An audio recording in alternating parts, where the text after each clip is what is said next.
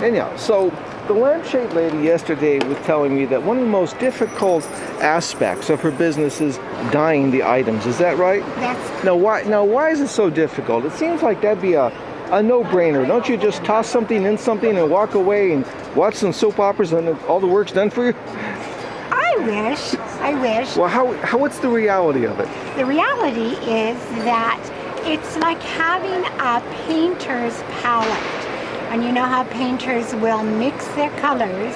And what colors are you starting off with? I start off with the very basic colors on the Now, color I assume wheel. that would be red, yellow, and blue. Is that right? Uh-huh. Is there any other colors that you start off with? No. Okay, so red, yellow, and blue. And black. And black, okay.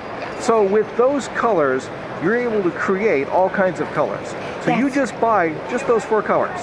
Well, Oh, I you're also buy fudging some a little. purples. Uh-oh, that's not, why, isn't that a sign of But weakness? it's not- Can't you make your own purple from those colors? Yes, and I usually do. Okay. So these purple Yeah. dyes that I buy are Yes. for shades that I make for the old spaghetti factory restaurants, which there are 50 plus in the United States, and they want the primary colors: bright purple, bright red, bright green, bright blue. Okay. Which I would never do bright colors because I like to make authentic, antique-looking colors. Sort of like the shade has been Sure. in the dust But for you a while. you yield for commercial purposes. Is that what you're saying? Just for the old spaghetti factory, but Just for no the old, one else. No one else. Okay. And certainly not to put in my own display. Okay, I need I see. very So- vintage looking. So things. just for them. Well, that's forgivable.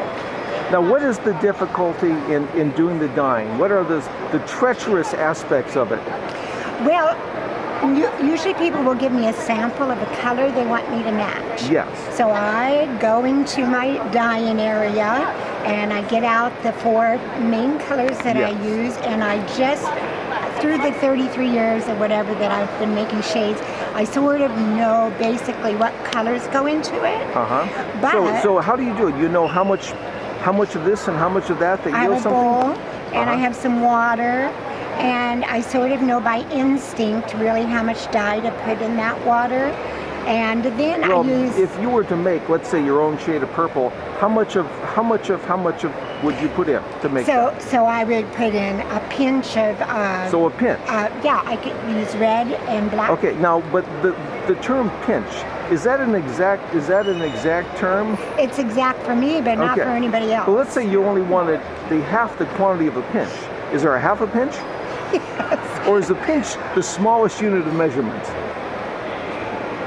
Pinch is a small. Okay, so let's say you wanted something larger than a pinch. What would be the next measurement So up? what I do is I put a good amount in the bowl, Uh-huh. often, depending upon what I need. Yes. And then I have another bowl or 2, and then I start thinning it out. Ah. And I use little pieces of fabric to test it. And then I have to go outside into the sunshine to get a true color. I see. And- And because you're so skilled at this and so experienced, you can look at it wet and you will know how it's going to look dry. Is that right? Correct. And And it you've lightens up. never been wrong on this, right? I've been often wrong. Often wrong. Do you know what? I mostly learn by my mistakes. That's the reason other people can't match the style of lampshade I make, is because They through haven't made the enough mistakes. mistakes.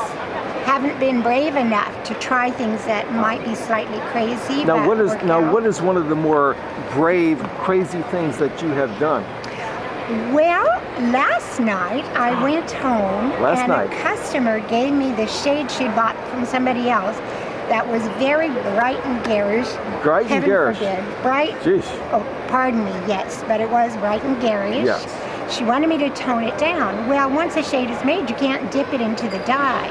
So I have spray paint, some special ones that I sprayed and toned down. It was white and burgundy, Is and it I here? toned it down. Is it here? No, I took it back to her booth just a Oh. minute ago. Yeah, I What- wish it were, but it's over there. Okay, it's over there somewhere. Yeah. We're gonna nail this down. Okay, and so I sprayed it with some special spray paints. Sometimes I only use Krylon, but this was a special transparent spray paint, and toned it down by making it look kind of, the white would look more woody in its coloring. more old gold.